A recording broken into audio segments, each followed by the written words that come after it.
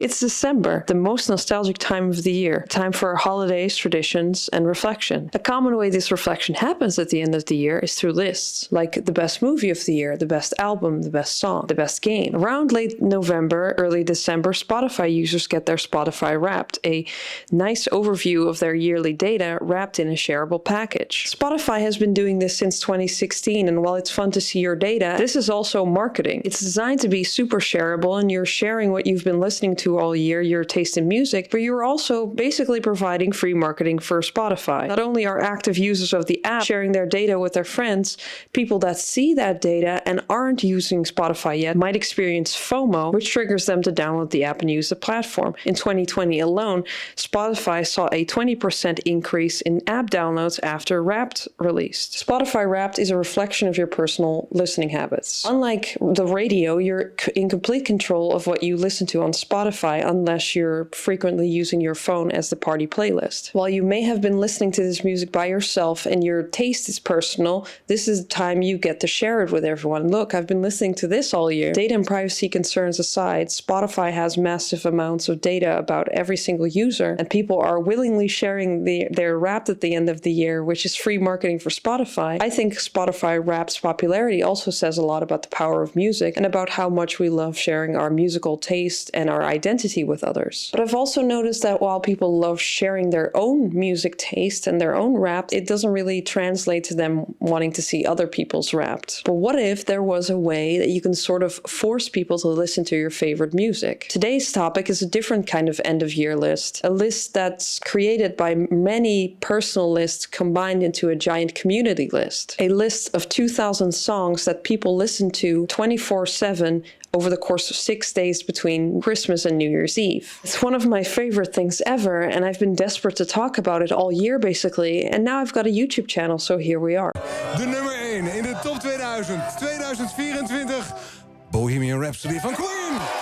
Every year in the Netherlands, since 1999, a radio station, Radio 2, plays the best 2,000 songs between Christmas Day and New Year's Eve. While the 6-day-long 24/7 radio broadcast is happening, there's also a live stream on TV and online, a cafe that listeners can visit where they can see the DJs at work, but also drink a beer, dance, hang out. It sells out within minutes. There's an opening show, and there's buzz about the list for basically the entire month of December. It's insanely popular, has been going on over 25 years now, and for the entire week or 6 days that it's going on, I can't stop listening to it. I have to have it on almost 24/7. I've been dying to make a video about this because A, I want more people to see the magic behind this, but also B, why do I even find this so compelling? Why does the radio broadcast get 39 to 49.8% share of all radio listeners across all demographics, and why does the live stream that is broadcast on TV get 19.8% of viewership in the last week of the year? I mean, look at this. What is so compelling about this? For reference, the average Dutch national team football match during the Euro 2024 this summer got 43% viewership. And you know, Dutch people are usually very calm and collected when it comes to football. Frank de Boer speelt de bal heel goed naar Dennis Bergkamp. Dennis Bergkamp neemt de bal aan. Dennis Bergkamp! Dennis Bergkamp! Dennis Bergkamp!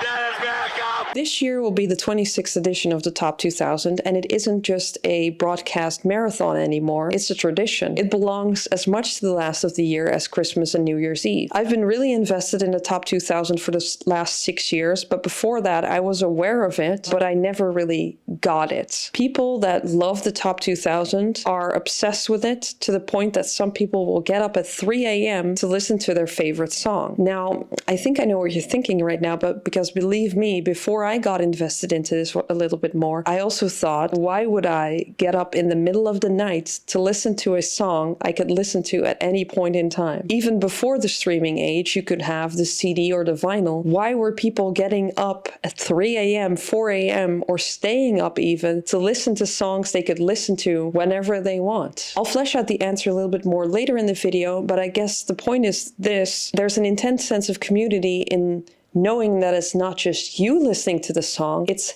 half of all radio listeners in the Netherlands listening to that song. And TV viewers aren't even included in the 50% listener share, which means that about 1 in 5 people watching TV are also listening to that song. I think this is also why people couldn't wait to get out of the house and go to concerts again during the pandemic. Sure, you could still listen to music alone, and the Top 2000 was definitely there in 2020 and 2021, but there was something missing for a lot of people. There's something really powerful about being in a crowd with other people all chanting the same song. This is true for concerts, but it's also true for sporting events where a whole stadium is chanting the same club song or national anthem.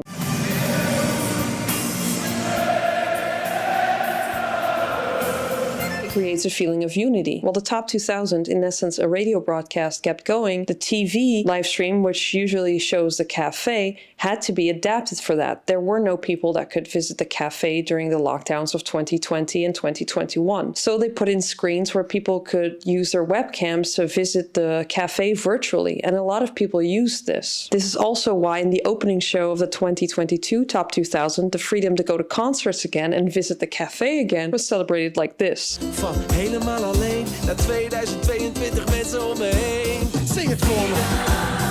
Veel harder nog.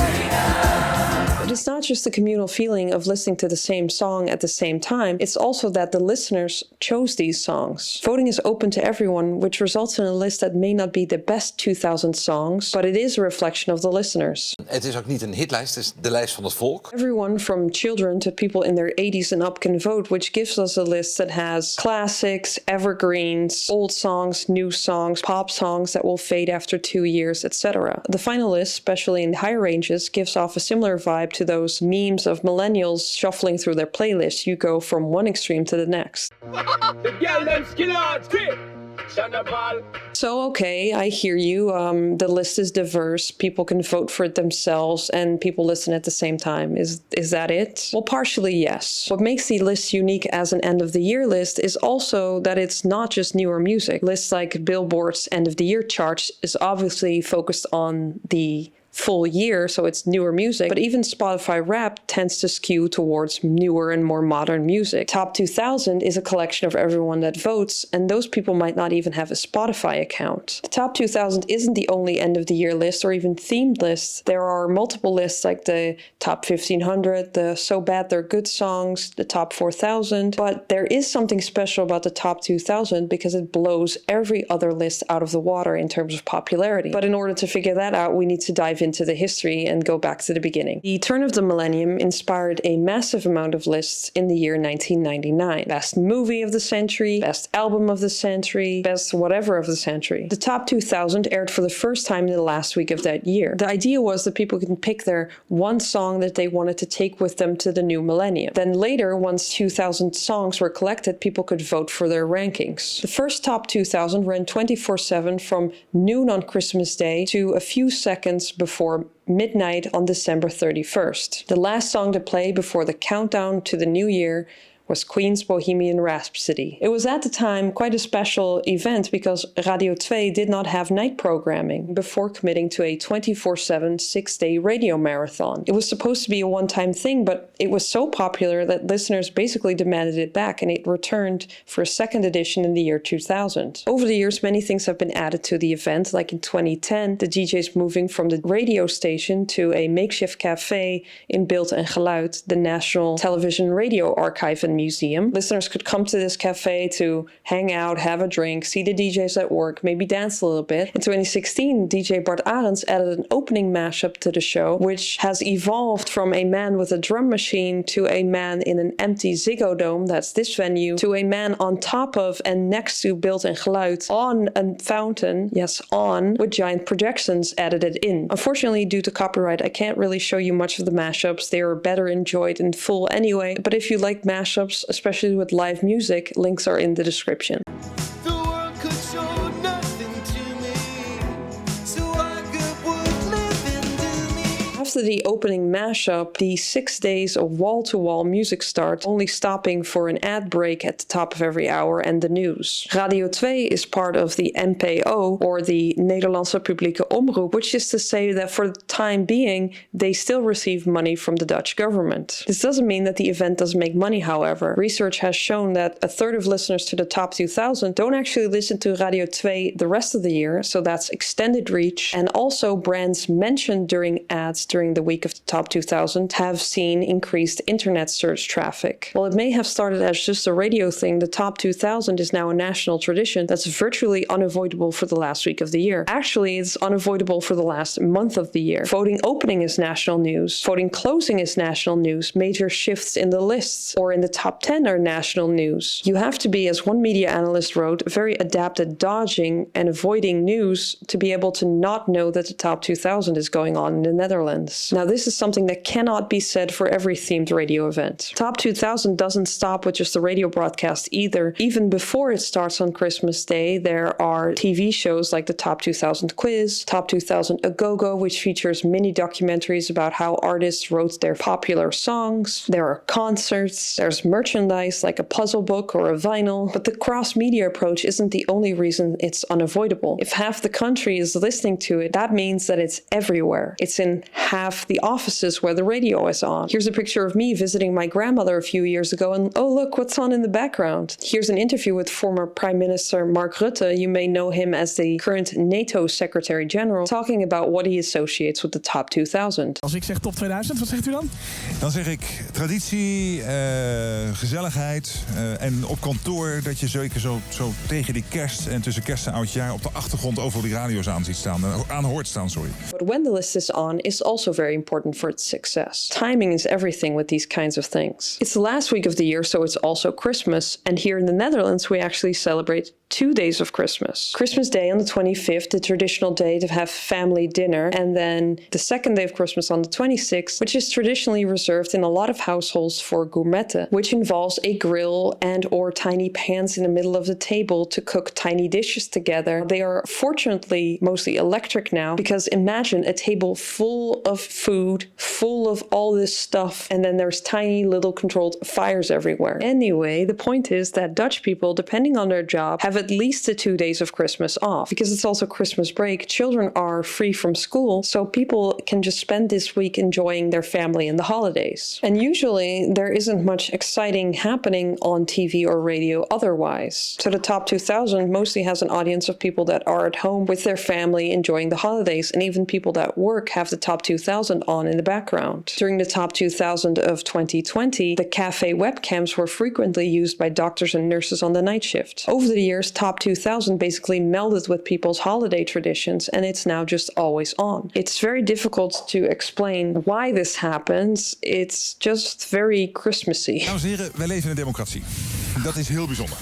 Maak nou gebruik van dat stemrecht. Voting used to be mail-in, like people had to write an actual card and send that in through the mail, but it moved online when that was possible, which hasn't only accelerated the counting of votes, but also the amount of people voting. Now, Radio 2 hasn't shared any voting data since 2016, so we don't literally know how many people vote, and also the data that they did provide earlier was amount of votes on songs, not amount of people voting. Based on anecdotal evidence, it does seem to be a lot out of the millions of listeners. You know how in early December your social media gets flooded with Spotify Wrapped? Well, it's similar for how many people are sharing their voting list for the top 2000, both personally through services like WhatsApp, but also through Facebook, Instagram, and Twitter. The process is like this. In the first week of December, everyone with an email address can go to Radio 2's website and vote. Fans of Joost Klein, like @JoostSubs on Twitter, actually shared guides for international voters to vote on Joost Klein's song Europapa.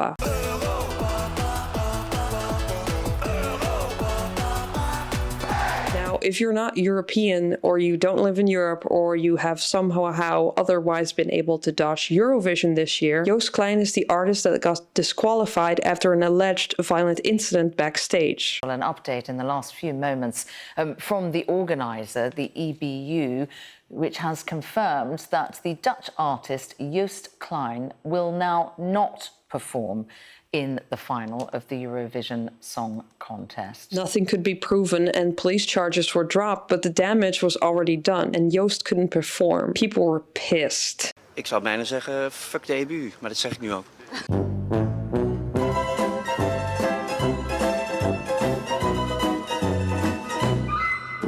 When you vote, you can pick a minimum of 5 songs and a maximum of 35 songs. You can write lengthy motivational letters about why you did this, and you can even give the DJs your phone number so they can call you when a song you voted for plays on the radio and they can ask you why you voted for it. This is your opportunity to share your music taste on national radio with an entire country, or, at least half the country. The website provides a massive list of music you can choose from, and they have samples, and by massive I mean when I was scrolling this endlessly on my computer, it froze my browser. Now, you could technically also use this search bar and actively search and go after songs you've already decided should be in the list. You can also write in songs that don't exist as samples because they're probably newer songs like Joost Klein's Europapa, or because they haven't been on the list before. Because the list of samples is made up of songs that have been on the top 2000 before, although I don't think it's the entire catalog. What I like to do is literally go through the list, click on samples of songs that speak to me, and just vibe along. If I'm sad that a sample is over, that means the song is very likely to end up in my list. Now, there are some songs that I actively type into the search bar because they've been in my list every year, or they're special to me in some way, but usually I like to treat the list as a reflection of where I am right now. And this year it was, I want songs that I can sing along to. Now, some people go into this process with an established plan. They have their list already typed out in their notes app. I only wish I was this organized. Or they restrict themselves to only songs by one artist. There are people that only vote for Queen songs, or they say to themselves, you know what, I'm going to vote for a different artist, a different song for all 35 songs. After creating the list, you get a link that you can share on Instagram, Facebook, Twitter, and WhatsApp. Hey, here's your way to share your music taste with your friends, family, and followers, just like Spotify Wrapped. But it's different from Spotify because Spotify Wrapped can reveal some funny things like you listening to I'm Just Ken or the rap from Succession over and over while you play PvP. No! L to the O.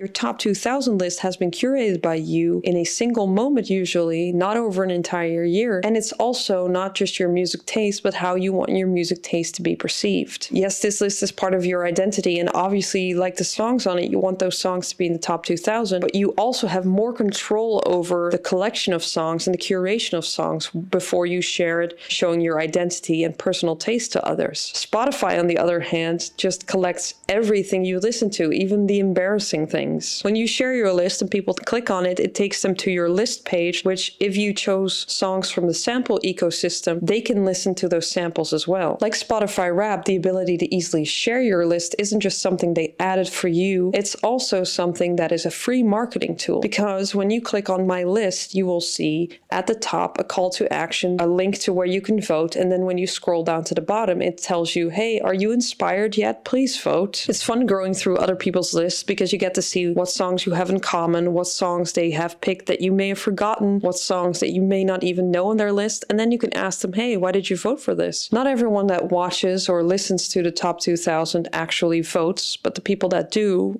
collectively form the list. So it's interesting to me to look at why people vote for certain music. The kind of music that people vote for in the top 2000 might not even be music that they listen to regularly. The list is called the top 2000 after all, so people don't just vote for their favorite music, they also sometimes vote for music with some perceived quality. Bands like Queen and the Beatles consistently rank among highest amount of songs per band. The reasons people vote for songs range from them knowing the song from their teen years, memories associated with it, events or like celebrity deaths or a pandemic, or even it being on the list in earlier years. Als over een uurtje de laatste noten klinken van Bohemian Rhapsody. Nou ja, verklap je nou even de nummer 1, ja? Oh, sorry.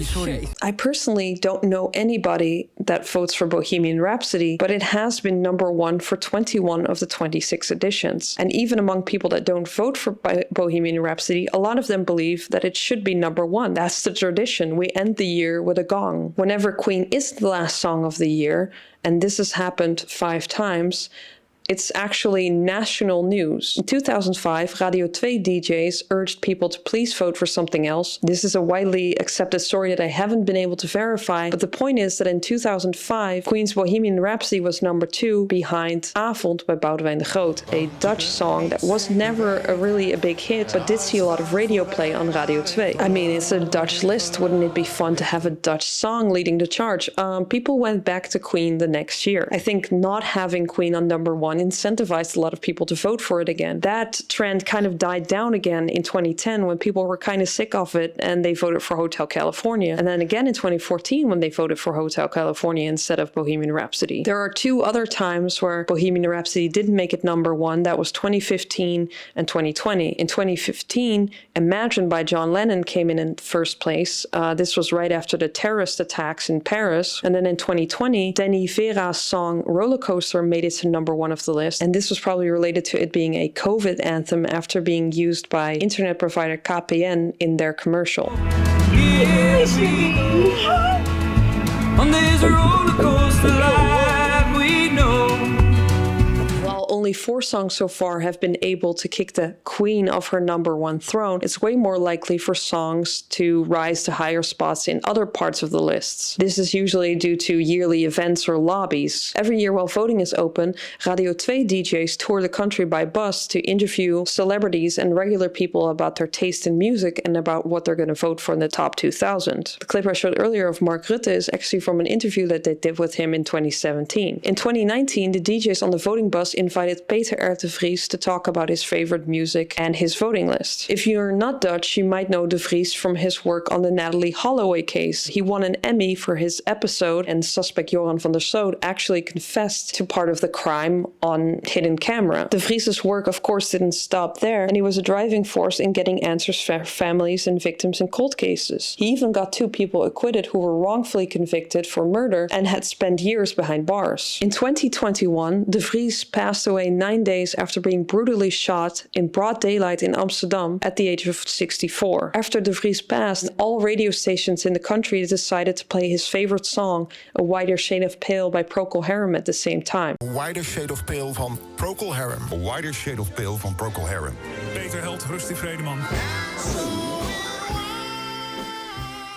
Voters for the top 2000 also decided as a tribute to vote for that song and his other song Guaranteed by Eddie Vedder, which includes the lyrics On Bended Knee is no way to be free, de Vries' life motto. They decided to vote for these songs and they ended up high in the list with A Wider Shade of Pale coming in 3rd that year. Wat ik zelf heel mooi vind is dat blijkbaar de top 2000 zo groot is geworden dat er ook maatschappelijke onderwerpen in mee worden genomen. Dus dat is voor ons eigenlijk een groot compliment. Everyone that voted and has clicked the box, please send me an email of when my songs will play, will get an email after the full list is revealed with when their favorite songs play, at what rank they are, and at which hour block. And this is important because, as I hinted to earlier, people love setting alarm clocks to listen to their favorite songs. People love knowing when to tune in. Now, what is the difference between listening to your favorite song or any song that you like right now, as opposed to getting up at 3 a.m., 4 a.m. to listen to it on the radio? The difference is that there are other people, a lot of people that also got up because they also voted for that song. It's an incredibly social and powerful thing to know that the same song you're listening to is also the song playing virtually everywhere in the country. If you're stuck in a traffic jam in the last week of the year, people around you are listening to the radio, 1 in 2 cars will be listening to the same song that you were listening to. And there's also another really important thing. We love sharing our music taste, but we love it even more when our taste gets validated. People really don't like it when you say something they love is bad or sucks, because that's like saying some part of their identity is bad or sucks. But if your music taste gets validated by it being in a list called the Top 2000 and you're watching a live stream of people on TV enjoying the song that you voted for, that's a nice feeling. Your taste is getting validated. Yes, you are correct. This song is worthy of attention. Music taste is very resistant to change. We tend to like and remember music best that we listened to during our teen years, specifically when we were around 14 years old, because this is an emotionally charged time in your life. this is when you make the most memories. When you're an adult, you have set routines, you don't experience new things a lot anymore. This is also called the reminiscence bump. The part of the brain that understands musical patterns is also maturing around this time. Learning to love different or newer music later in life is pretty difficult because your brain actively resists it. Is it true that better music came out in the past? Well, maybe, but it's difficult to gauge that objectively, because subjectively you're more likely to be biased towards music that you heard during your teen years, and newer music is all trash. This doesn't mean, by the way, that the music needs to be produced while you were a teen. It's more likely the music that you heard while you were a teenager. The top 2000 is trending younger in recent years. I remember a time when Radio 2 was more for the older demographic, and of course the top 2000 reflected that. In earlier years, the 60s and 70s were widely represented, but as the years rolled on and voting became more accessible and younger audiences were attracted, newer music made it onto the list. And I say newer in quotations because one of the songs that has made it onto the list, the Pokemon theme song, it actually was at 151 last year. That's pretty funny. That is a millennial coded song, and millennials are in their 30s. Right now, at least in last year's list, the most represented decade is now the 1980s, with the most represented year being 1984. And that doesn't mean actually that the average voter is from 1970. For reference, on the screen right now, you can see the release years of songs that I voted for, with almost half of my songs being from before I was even born, and only one song really qualifies as a song that I listened to in my teens based on release year, and it's this one.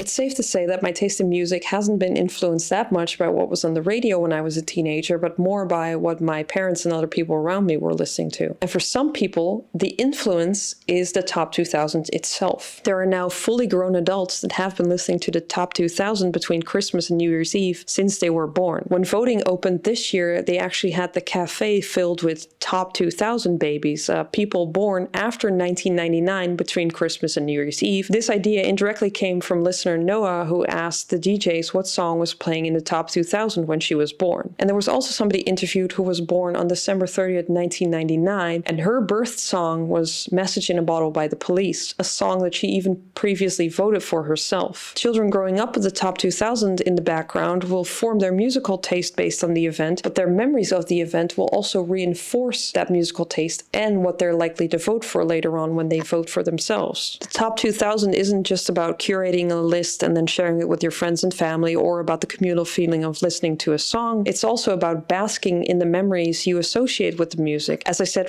earlier, you can write long motivations for why you chose a certain song, or DJs can even phone you and ask you what your reasons are, and you can tell the entire country, or at least half the country listening, why you voted for their song. And you know what? People might not enjoy seeing other people's raps. It is pretty enjoyable to hear why people are voting for a song, what personal memories are associated with it, especially if it's a song you already like. There's a kind of magic in hearing why somebody chose a song, because while hundreds or thousands or even millions of people might like the same song, your reasons for liking the song are wildly different and wildly personal. Waarom heb jij gestemd op de Beatles, Here Comes the Sun? Bij dit nummer wil ik er officieel ten huwelijk vragen.